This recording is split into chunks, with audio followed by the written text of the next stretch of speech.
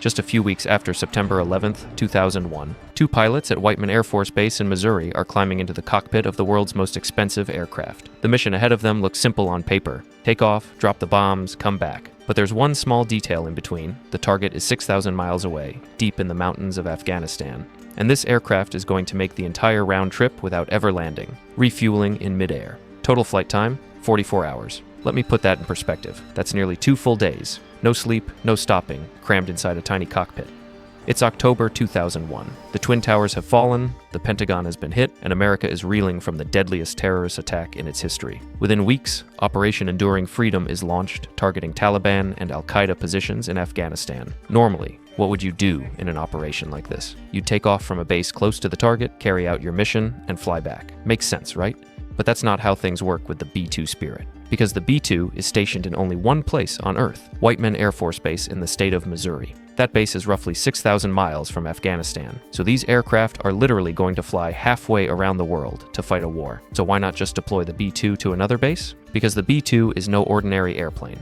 Its maintenance requirements, hangar needs, and security protocols are so specialized that relocating it would be almost as complex as the mission itself. It requires climate-controlled hangars, it requires expert crews to maintain its stealth coating, and all of that has to be wrapped in multiple layers of security. But that's also the B-2's greatest advantage: invisibility. The fact that it's virtually undetectable to radar makes it tailor-made for long-range missions. If the enemy can't see you, it doesn't matter where you're coming from. Whether you take off from Missouri or from the moon, it makes no difference. Now let's go back to that day. Two pilots at Whiteman are boarding the aircraft. Have you ever taken a close look at a B-2's cockpit? I want you to picture that space for a moment. The cockpit where two pilots sit side by side isn't much bigger than a small bathroom. If you stretch your arm out to the side, you'll touch the wall.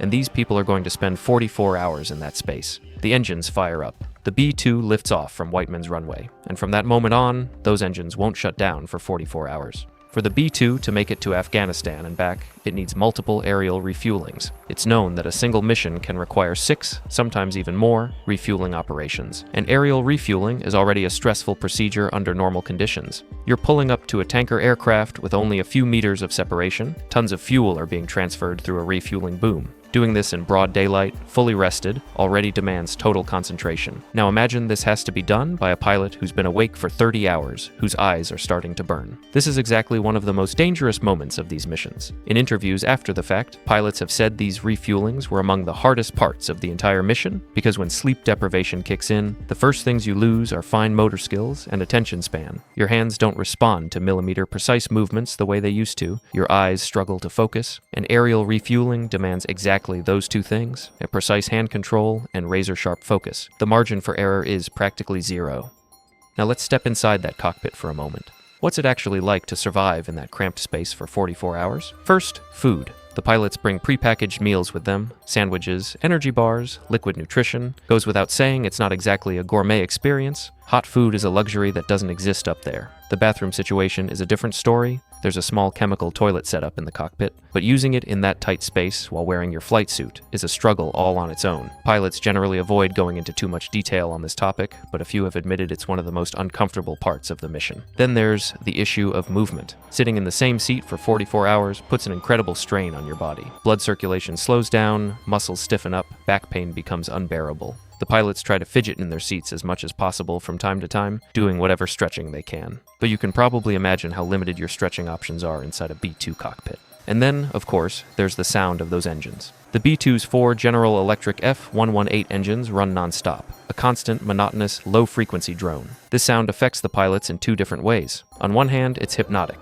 It pulls you towards sleep, like a lullaby whispering, "Sleep, sleep," to your brain. On the other hand, the constant exposure to noise grinds your mind down over time. There's no escape. You can't shut the engines off, you can't turn the volume down, you can't crack a window for fresh air. For 44 hours, that hum is with you. Now let's get to what might be the most critical aspect of this mission: sleep deprivation. The human body was not designed to stay awake for 44 hours. Scientific research has shown that staying awake for more than 24 hours degrades cognitive performance to a level equivalent to a blood alcohol content of 0.10. That's above the legal limit. In other words, a pilot who's been awake for 30 hours is performing at roughly the same cognitive level as a driver who's legally drunk, and this person is operating a $2 billion stealth bomber. This is one of the key reasons B-2 missions have two pilots. They work in shifts. One flies while the other tries to sleep, but I say tries to sleep because actually sleeping is far from easy. Your seat doesn't fully recline, the engine noise never stops. The aircraft hits turbulence from time to time, and somewhere in the back of your mind, the thought, "I'm currently flying into a war zone," keeps running on a loop. It's not real rest. It's just shutting your brain down for a few minutes at a time. After hours upon hours of flying, the B-2 finally approaches Afghan airspace. And here's where something interesting happens. Pilots describe how, despite all that exhaustion as they close in on the target area, a rush of adrenaline brings a sudden clarity. After hours of monotony, everything becomes real and urgent all at once. Training kicks in, reflexes sharpen. The B-2 strikes its targets using precision-guided munitions like JDAMs. Thanks to its stealth technology, enemy air defense systems can't detect the aircraft. The actual combat portion of the mission is typically over within minutes.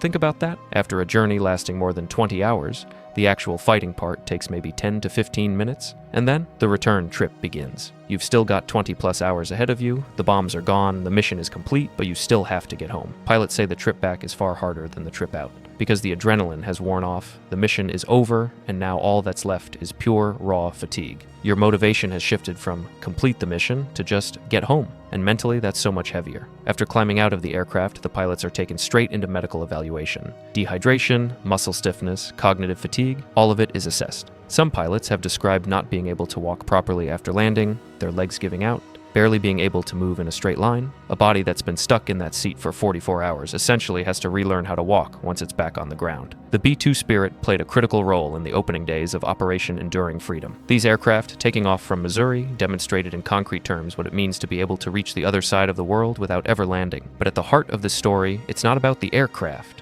It's about the people. The pilots who stayed in that cockpit for 44 hours, fighting sleep deprivation, physical pain, and mental exhaustion. They're not superheroes. They're human beings who get tired, who get hungry, whose backs ache, whose eyes fight to stay open. And they do their job anyway. These missions continue to this day. The B-2 fleet is still based at Whiteman, standing ready to fly to any point on the globe at a moment's notice. The next time you're on a long flight and you start complaining about your seat, remember those two pilots taking off from Missouri? Their flight is more than 5 times longer than yours, and there's a war in the middle of it.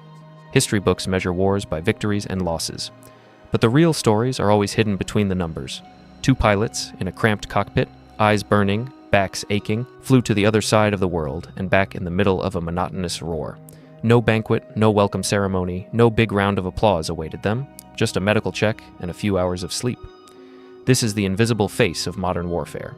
Billions of dollars worth of technology ultimately rests on a human being's capacity to endure.